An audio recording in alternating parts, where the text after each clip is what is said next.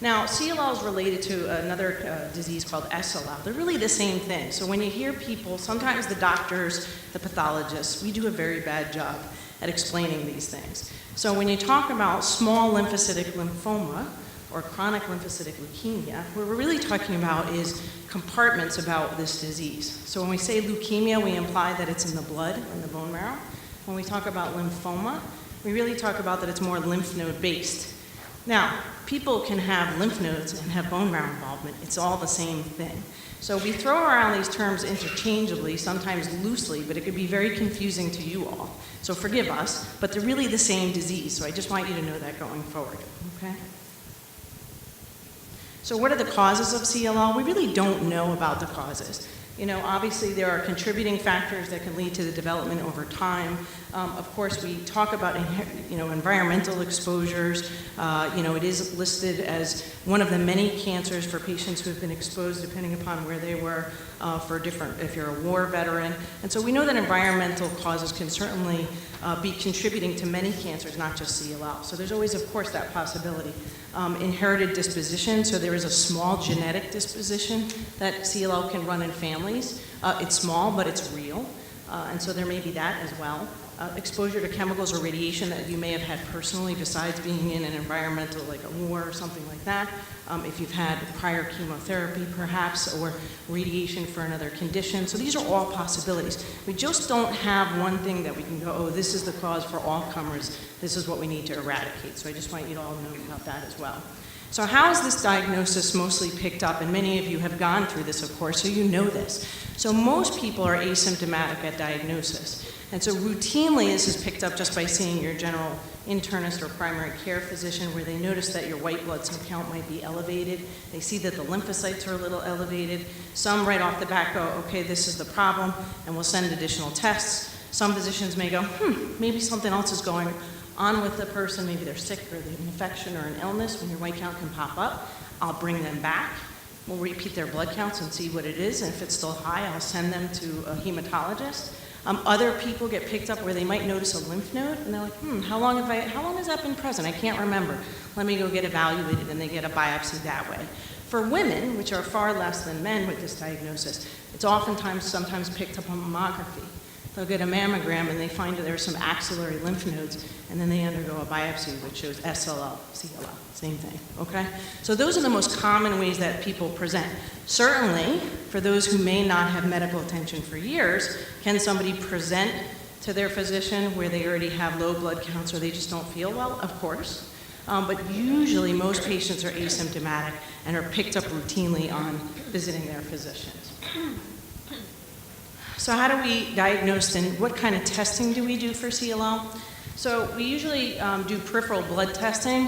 Years ago, we'll talk about bone marrows in a minute, but usually if the lymphocytes are elevated, the physician can send off what they call peripheral blood flow cytometry. So this is a test that looks at the proteins, sort of the markers on these B cells, and we can then figure out if this one is CLL versus another lymphoma versus another disease. So we can pick up these proteins that are characteristic, these markers on the B cells that are characteristic of this disease versus another disease. So it's a fairly easy diagnosis to make because it's usually just peripheral blood testing, okay? Additional blood work that others are going to go into, they're going to discuss prognostic markers. I'll briefly go into them, but I'll let the others go more. When we look at how do we differentiate people and start looking at, because as I said, this disease is a chronic disease and people can live with this for years, as myself and others are trying to figure out, what are the different subtypes of CLL? Is this really one disease? There are probably, obviously, many of us don't think this is one disease. We haven't found a cure yet, maybe. But obviously the other thing is a small proportion of patients never need treatment for this disease. And so there's clearly differences in the biology of different individuals that we're trying to learn, A, so we can help better therapies for the different subtypes, and B, obviously find curatives for the different subtypes, if not all, obviously all patients with CLL. So these prognostic markers are becoming more routine to do as part of standard testing, just like when you go to your internist and they're doing your cholesterol and other routine blood work to look at your other medical conditions and your other organs. Similarly, most of us at baseline will do some of this testing, okay? Imaging. This is always a a controversial question. So if many of you have had CAT scans or x-rays or an abdominal ultrasound, sometimes these are performed because if somebody has big, bulky lymph nodes and the physician may get concerned and say, you know, I can't feel everything in your abdomen, let me get this type of testing. It's not, you know, many of us, most of the time, if you don't have any symptoms, many of us, you know, don't do routine imaging all the time. But if you've had that done, don't panic. I think that some of the physicians, that's part of their routine testing. Each physician is different. And so I think a lot of us may do monitoring a little bit differently. It shouldn't be that patients have CTs all the time if they're unnecessary. Many of us don't feel that's relevant for this disease. Certainly if you have a symptom or a complaint or an issue, absolutely, I think imaging is appropriate. But it's not necessarily standard to do at baseline if you really don't have any significant bulky lymphadenopathy or you have no symptoms. So I just want you to be aware of that. So what about if you do have symptoms? As I said, when most people get diagnosed, they really don't have symptoms. But what if you do? What are the symptoms from?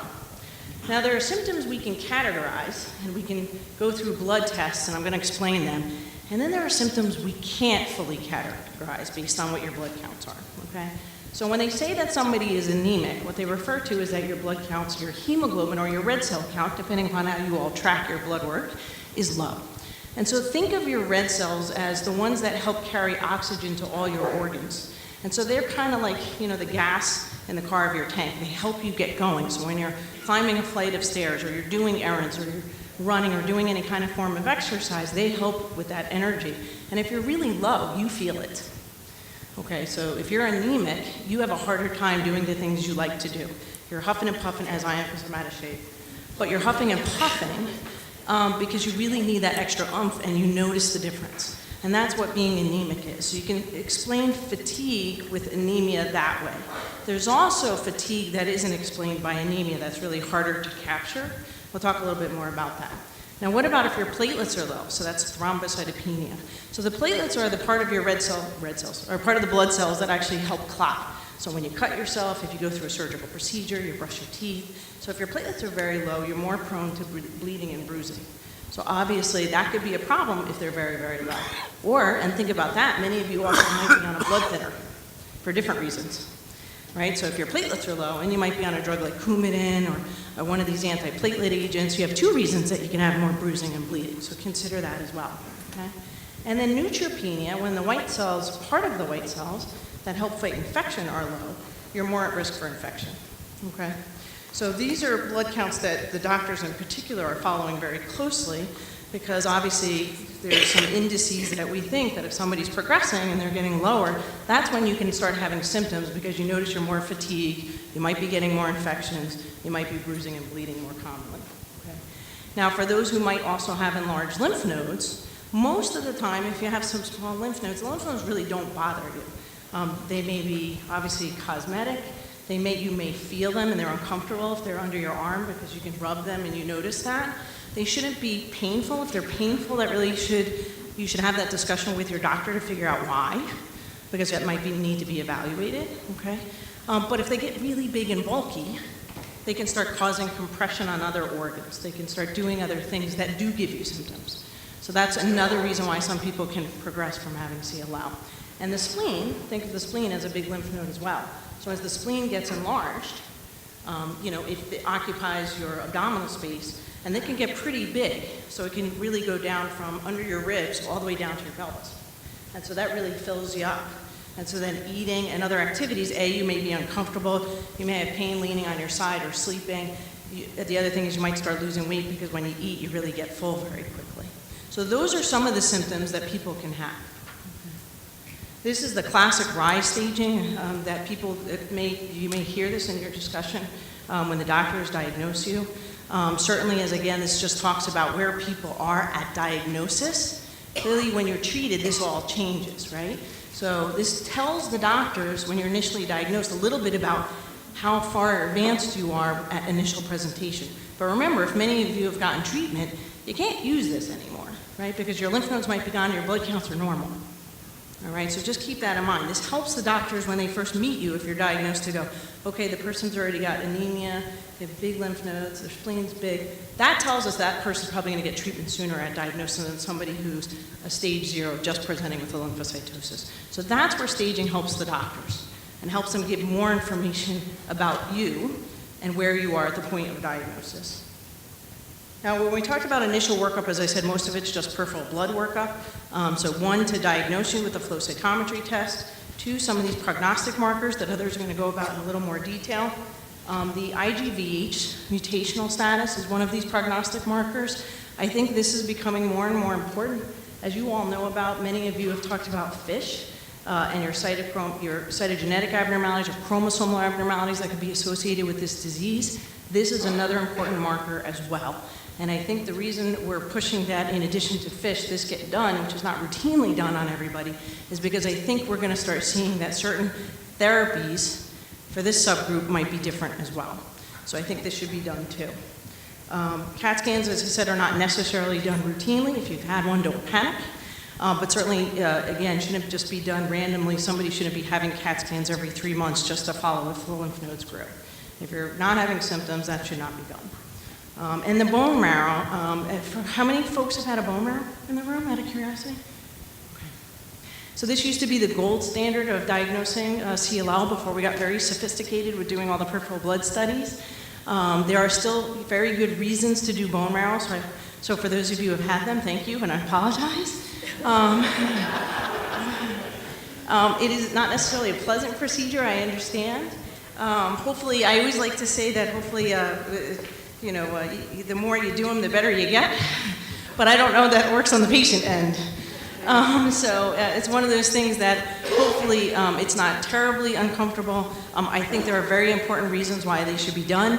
Potentially if somebody has an autoimmune complication, when we're looking at these newer therapies like venetoclax, if we're talking about how to figure out how to move this disease forward with cleaning out this compartment so that if people have no disease in their bone marrow, can we look at drug dose discontinuation and other questions we want to answer that others will talk about later.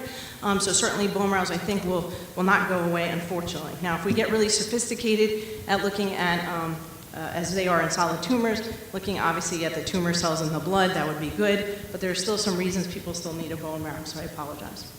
Okay. So the novel prognostic markers, just briefly, as I said, others will go into more detail.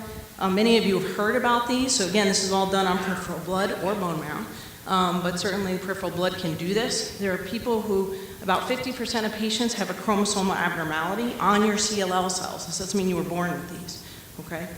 And there are some that are actually significant of a very good survival, that's the so-called 13q deletion, and there are others that have a poorer prognosis, meaning that their time to treatment is sooner. And that's, for example, the 17p deleted individual, okay? And absolutely, these are important because there's no doubt there's been a change of therapy for that subgroup. And so that's very, very important. So everybody should be having FISH testing, at least before they start a therapy. So if you haven't gotten that diagnosis, for sure, before starting any form of therapy, this should be done because it may impact the type of therapy you now receive.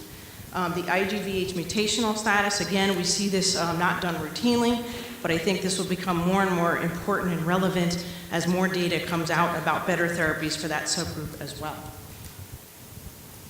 But what are the problems with prognostic markers? So like a society that wants to know everything, track their blood counts, and have your graphs and do everything, many patients have a mix of both good, intermediate, poor prognostic markers. And so the problem is that certainly do we have individuals who have a 17p, which traditionally their time to treatment is very soon? Do we have individuals who have a 17p who I haven't treated for years? Absolutely. So the problem is you may know what you have, but that doesn't mean we should be treating you if you don't mean indications for therapy. So it gives us a little bit knowledge about your disease, but clearly we're still learning a lot, and there's a lot we don't know. And so we don't know everything about these prognostic markers because there's probably other things about this disease that we haven't factored in or found out yet or have solved about the biology that separates why this 17p patient hasn't gotten treatment in 20 years and why that one needed treatment in a year. And so that's what we still have to learn. So it's okay to, of course, I think it's very important to have this information because it helps us tell you all more information about your disease. But the tempo of your disease is more important than anything, despite our sophisticated tests. So you got to keep that in mind. It doesn't tell you where you are on the curve. So when to treat, and we're going to talk more about this later. Again, so this is more of a nebulous or a grayer area. And this is why it's really, really important that every individual is taken as an individual, okay? So, older studies didn't show that treating somebody earlier with CLL made a difference, except give them a lot of side effects. Now, there are newer studies that are being run with newer agents to see if that's a difference as a part of a clinical trial. And I think that's completely reasonable to look at that in the time now with all these new agents. Very different, okay, than chemoimmunotherapy, okay? So right now, unless you have big bulky lymph nodes that are causing you symptoms, or cytopenias that are starting to cause you symptoms as well, this is that watch and wait, or watch and worry, or whatever watch you want to call it, okay? So before anybody gets therapy, yes, all those testings that I said, the FISH, the mutational status, these prognostic markers, imaging, if you need imaging, that's when you need it done. So if you're going to be treated, it's always important, that's the time to have all these tests to make sure that as your physician is selecting the appropriate treatment, that the appropriate treatment can be selected. And there's more than one now, right? So you guys know about this. There's obviously lots of options. It's a very hopeful and exciting time obviously we don't want anybody to have CLL, but you have many options of therapy. So, the doctor needs to then fit this in with everything else based on you and based on all your other medical problems. So this is where that testing needs to be done. But sometimes people have other reasons that might make their blood counts worse. And so so the doctor may say to you, you know what? You're only anemic, your other counts are fine. You don't have lymph nodes. Do you mind? I do want to look in your GI tract. I want you to get an endoscopy. Maybe you've got some gastritis, maybe there's something. So believe it or not, sometimes there are other reasons that you may have problems with your blood counts. And it's important for your doctor to test for them because there might be other treatments for those problems, not treating your CLL. So just keep that in mind.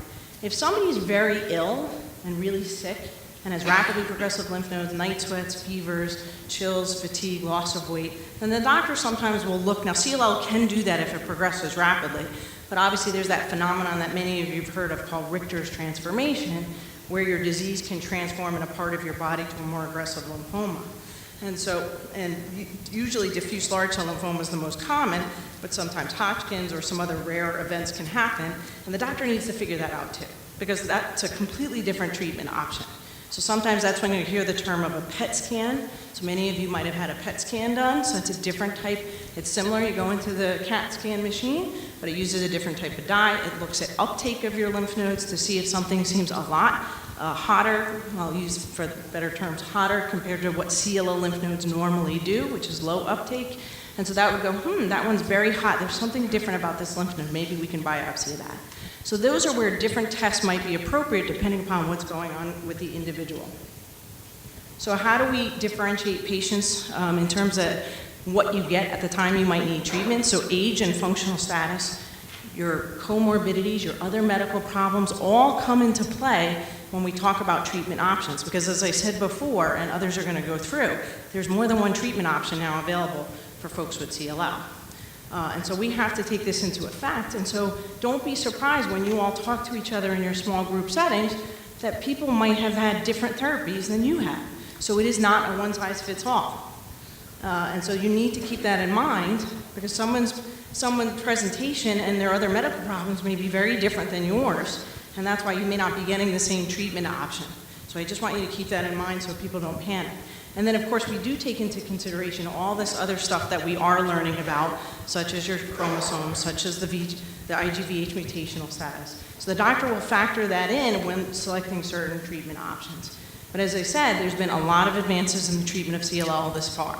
And so it's a very exciting time to be hopeful. And just to, again, this is just a set of background. I'm not going to go into the drugs, but just a set of background so you know what we're talking about. Chemoimmunotherapy, the term refers to older drugs, that some of which many of you might have gotten, and that we still use. So purine analogs such as fludarabine, pentostatin, cladribine, alkylators such as bendamustine and cyclophosphamide. Some of you might have had these agents. Monoclonal antibodies, rituximab, obinutuzumab, ofatumumab, and there are more coming out. New agents, there's going to be people talking about the B-cell receptor agents, ibrutinib, idelalisib, the second generations. We're going to talk about, obviously, venetoclax, the BCL2 inhibitor, IMiDs, lenalidomide, CAR T cells, transplantation, and of course, clinical trials, which many of you might have participated in, and we're very grateful that you have. So it's really important to individualize treatment for each patient, not just on the disease, but also on you. When they talk about monotherapy, they mean one drug at a time. When they talk about combination, it means us combining different drugs together. Those are what the terms mean. Some of you don't know this, some of you do, okay? Chemoimmunotherapy regimens oftentimes yield, obviously, higher response rates, but at the expense of more toxicity. This is why we're all trying to make this better for you all. Okay. There are options for older patients. Remember, it's an older group of patients in general. The median age of diagnosis is 72. Old versus new. We're going to talk a lot about this today. There are clinical trials looking at this question. You can be at increased risk of infection. Please call the doctor if you have problems where you're getting fevers, cough, sinus symptoms. Very common with our CLL population. Obviously, fatigue, that not due to blood counts. That's a whole other caveat. Could be due to treatments, could be due to the disease for ways we can't measure yet. Nausea, most of that time we can take care of that with good antiemetics, but certainly that certainly can be a problem. Changes in bowel habits happens all the time with some of these therapies. Cognitive changes, very common, whether you've been treated or not. You know, some people just notice that they're having more difficulty focusing. That can be common too. Hair loss really does depend on the agent, and of course, always the concern of other cancers. So whether you've never treated or had prior therapies, there's an increased risk of other cancers in CLL. Do your healthcare maintenance, those cancers are curative. Do your colonoscopies and your skin check once a year. And lastly, for those aren't on treatment, we do, for those of you guys, we recommend you get vaccines if possible, just to try to, they're not always work. The flu shot obviously didn't work this year. But the point is, if we can try to prevent you all from getting sick, that's our goal. Or if you get sick, to try to shorten the course of the flu virus, that you won't have such a bad outbreak. Of course, the shingles vaccination is new. I don't know, do you guys have that in Canada? Okay. It obviously was just recently approved 8 weeks ago. This is a dead vaccine. Certainly, it's a 2-shot vaccine. If you haven't gotten it, it's something to consider getting. Shingles is nasty. So if you respect your body and you do your healthcare screening, the goal is to have you live with CLL and try to go on, move forward, enjoy your life until you need treatment. If you're on treatment, hopefully some of these newer therapies are helping you to go on and have forward and have a good life. There are no limitations on your activity except what your body tells you to do. These are some of the things that you should just pay attention to. See, I'm like 1 minute late. We're going to talk more about treatment because they're having me talk again. And others are going to talk about their new agents, prognostic markers in more detail. I just wanted to set the tone of language. It's a very exciting opportunity, us for the physicians who treat and have been treating the disease for years with newer therapies and pushing these therapies forward. But for you all, there are many new options of treatment. So it really is an exciting time. And yet, there's lots to learn. So for those of you, clinical trials, I can't thank you all enough for those who have participated, because that's how we've advanced this field forward and gotten new drugs like venetoclax. Thank you.